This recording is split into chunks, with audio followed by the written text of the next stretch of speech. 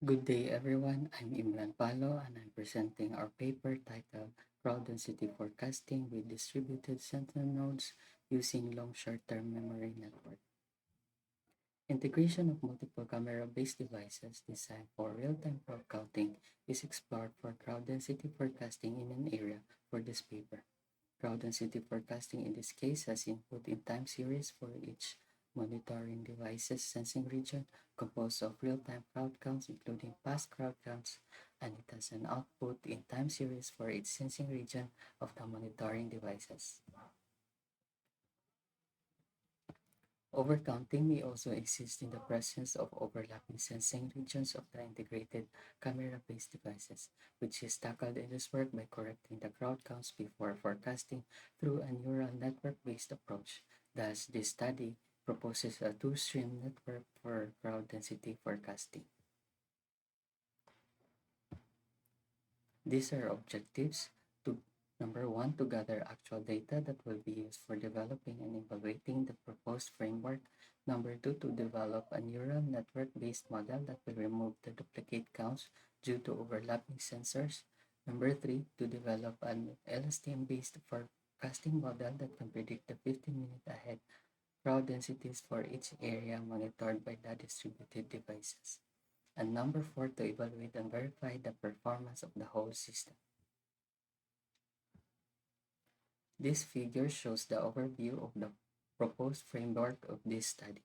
As shown in the figure, historical data of crowd counts should be gathered to train the correcting model in the first stream, which then generates the corrected counts that are to be utilized in training the forecasting model in the second stream.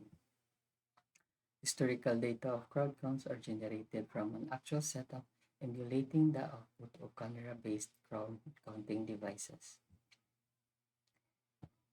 In the actual setup, surveillance cameras are developed to monitor a chosen area, which is a lobby or building. Three identical cameras are installed to record videos in the lobby during the daytime for about a month. The cameras are arranged linearly adjacent to each other, whereas the middle camera has a view overlapping to both cameras on its sides. Image frames are extracted from the gathered videos. People within each frame are counted using a source object detection algorithm called YOLO. YOLO V8, which is a version of YOLO, is utilized in the study to count the persons within the frames of images from the gathered data. YOLO V8 is already trained on the COCO dataset by default, which is trained to detect 80 object categories, including person category. For this paper, the YOLO V8 network is trained to detect person category only using images extracted from the gathered data. After gathering the data of crowd counts, the correcting model in the first stream of the two-stream network is developed. The correcting model in the first stream corrects the duplicated counts due to overlapping camera views, and then multiple neural networks based on artificial neural network and long short-term memory network with varying parameters are developed for comparison. To develop networks, the developed networks are evaluated from their computed mean absolute errors. One of the developed networks for correcting crowd counts is used to generate the data of correct crowd counts. This is used to develop a forecasting model in the second stream of the two-stream network. Encoder-decoder LSTM is employed in this work for forecasting because of its effectiveness in sequence-to-sequence problems. This figure shows a framework of encoder-decoder LSTM.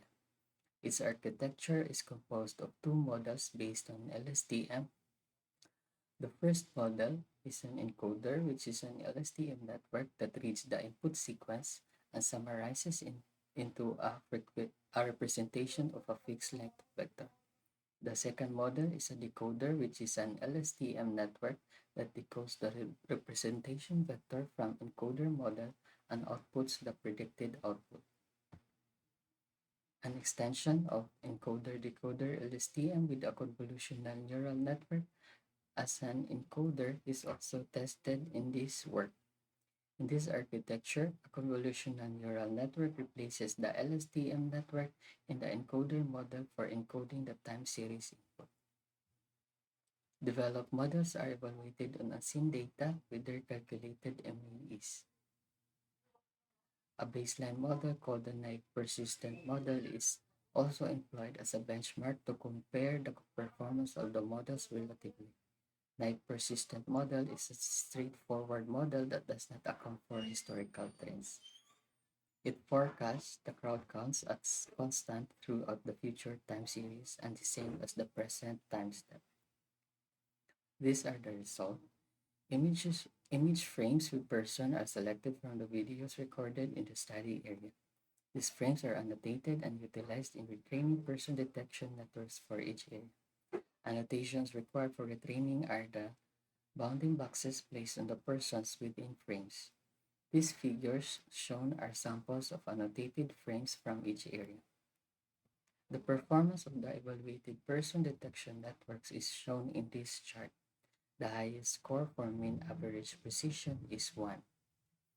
As shown in this chart, the trained networks in each area almost achieve the highest possible score for mean average precision. The retrained person detection networks are then used in detecting the counts of person within the frames extracted from the videos recorded for 20 days. The determined counts along with their timestamps are collected and serve as the data for crowd counts. 19 days worth of the gathered data are used as training dataset for the crowd count correcting models and forecasting models in the two-stream network, while the rest are used in evaluating the trained networks on a day of unseen data. Evaluating the networks on unseen data is executed to assess the performance of the networks on data with different statistical distribution. The distribution of the crowd counts in the gathered data is visualized in the box plots shown in these figures. The box plots show that the networks are trained on data with crowd count distribution different from the unseen data. The computed MEEs of the evaluated trained networks are shown in this table. This table shows that there is a difference in the performance of the networks as they are applied between the testing data and the unseen data. This is due to the fact that there is a difference in the statistical distribution between the data. As shown, the LSTM models have the lowest MEEs for both of the evaluation data. This means that the LSTM models might have captured temporal dependencies from the time series input, which strengthens their regression capabilities. On the other hand, the ANN model with one hidden layer and MSE loss function has MAA close to that of the LSTM models. This ANN model, having the simplest architecture and least processing time, is utilized to generate corrected crowd counts for all of the gathered data of counts. The computed MEEs of the evaluated forecasting networks are plotted in this chart. As shown in the chart, the MEEs of the networks evaluated on the unseen data are greater than the MEEs of the networks evaluated on the testing data.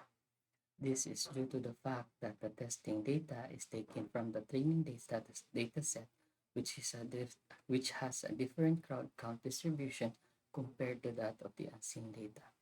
Moreover, the performance of the networks on the unseen data is almost equal regardless of whether the networks are trained on inputs with timestamps or without. In contrast, evaluating the networks on the testing data shows that the CNN LSTMs trained on inputs with timestamps are outperforming the other networks. Nevertheless, the networks show potential for forecasting crowd counts as they outperform the persistent model or the baseline model.